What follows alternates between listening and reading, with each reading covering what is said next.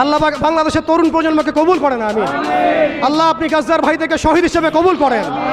আল্লাহ পাক আপনার গায়েবী নুসরত সেখানে নাজিল করেন। আল্লাহ পাক সেখানে গাজ্জার ভাই বোনদেরকে এমনভাবে নুসরত দান করেন যা কাফের সেটা চিন্তাও করতে পারবেন ইনশাআল্লাহ। আল্লাহ পাক আমাদেরকে জাতিগত ঐক্য দান করেন। আল্লাহ পাক আমাদেরকে একটা শক্তিশালী মুসলিম রাষ্ট্র গঠনের তৌফিক দান করেন এবং এক পর্যায়ে ইনশাআল্লাহ তাআলা অদূর ভবিষ্যতে রাসূলুল্লাহ সাল্লাল্লাহু আলাইহি ওয়াসাল্লামের সেই ভবিষ্যৎবাণী বাস্তবায়নের সেই মোবারক জয়সে আমরা সবাইকে আল্লাহ পাক শরীক করেন, আমিন। হয় আমরা বাইতুল মুকাদ্দাসকে বিজয় করব অথবা শহীদ হয়ে যাব ইনশাআল্লাহ। হয় আমরা আল্লাহর জমিন আল্লাহর দিন কায়েম করব, না হলে দিন কায়েম করতে করতে করতে করতে আমরা শহীদ হয়ে যাব ইনশাআল্লাহ। এছাড়া আমাদের জীবনের অন্য কোনো উদ্দেশ্য নাই। আর একটা কথা স্পষ্ট বলতে চাই, আমাদের গোপন কোনো এজেন্ডা নাই। আমরা কোনো বিচ্ছিন্ন জনগোষ্ঠী নই এবং আমাদের কোনো গোপন এজেন্ডা নাই। আমরা সব কিছু উন্মুক্ত বললাম, খোলামেলা। আমরা চাই আল্লাহর জমিনে আল্লাহর দিন কায়েম হোক এবং আমরা এই দাওয়াতটা সবাইকে আমভাবে দিতে চাই। আপনারাও আল্লাহর দিনে দীক্ষিত হন।